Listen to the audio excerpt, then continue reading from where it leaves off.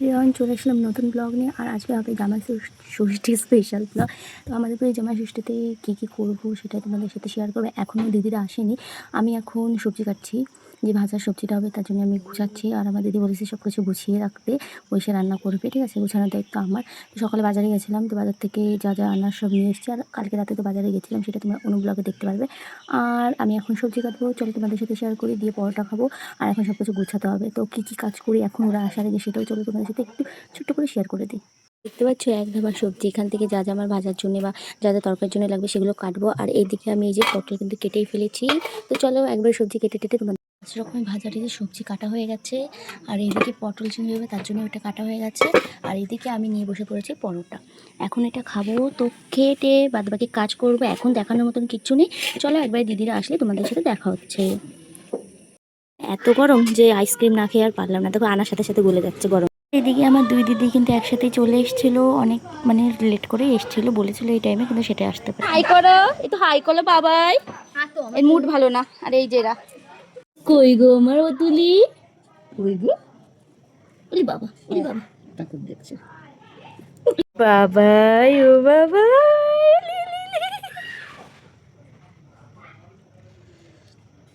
বসে বসে অতুলি ঠাকুর দেখছে আর খেলা করছে কাকা। ভুতু, ও ভুতু শপিং করতে এসেছি। কি উপলক্ষে শপিং? জামাই ষষ্ঠী। হ্যাঁ, এদেরই তো বাজার, আমাদের এটা 600 টাকা। এটা এদিকে কিন্তু আমি সেইভাবে কোনো ক্লিপ নিতে পারিনি, কারণ কি দিদিরা এসেছিলো, তারপরে আমরা গেছিলাম শপিংয়ে, যেটা তোমরা দেখতেই পারলে।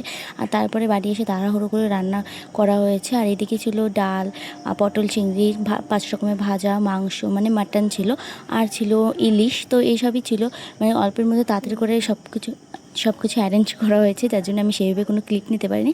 একবারে এই যে থালা যখন মানে সব কিছু সাজাচ্ছিলাম তখনই তোমাদের জন্য একটা ছোট্ট করে ক্লিপ নিয়ে দিয়েছি। তো মানে নিজে ক্যামেরা করতে পারিনি, এদিকে দাদা করে দিয়েছিল ক্যামেরাটা, যার জন্য হয়েছিল। তো যাই হোক, কেমন লাগলো ব্লগটা তোমরা বলো। আর মানে কি বলবো, অনেকটা লেট হয়ে গেছিলো। আমরা যেহেতু বললাম যে শপিংয়ে গেছিলাম, তার জন্য অনেকটা লেট হয়ে গেছে। আর তারপরেও একটু ইচ্ছা আছে যে একটু মেলায় চল, তো দেখি। বলো বলো কেমন?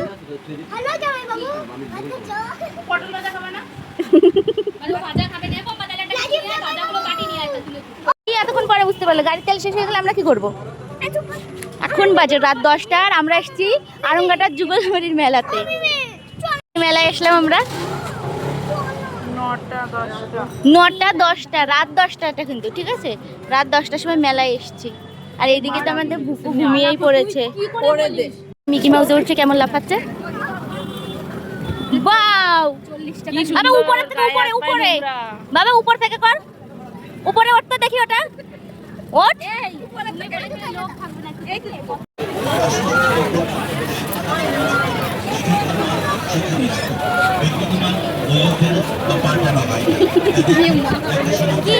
কি করলো রে?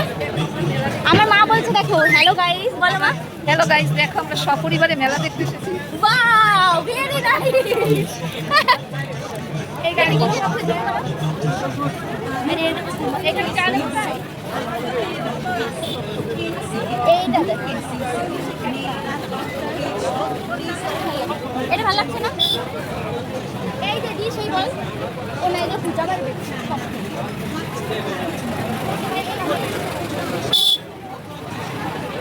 আর না মনে এক বিষয় তো তুমি করে দিলে।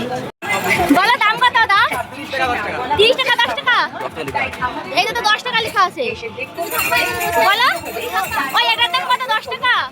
ও দাদা এটার দাম 10 টাকা দিন, 10 টাকা আপনার কাছ থেকে ধরে দিন। কয়েকদিন পর হয়ে যাবে শেষ, আর আমাদের দোকান চলে যাবে। তার দোকান আমার সাথে জি জি জি, এদিক ওদিক ছোটাছুটি না করে দিবা না, আমার জন্য তো ফ্রি। এই যে 40 টাকা, এই যে দাদা আমার জন্য তো ফ্রি। 30 টাকা, 40 টাকা। ওমা তোমার জামাইয়ের দোকান। কালকে তো আর ভিডিওটা শেষ করতে পারিনি, আমরা মেলা থেকে বাড়ি এসেছিলাম অনেক রাতে।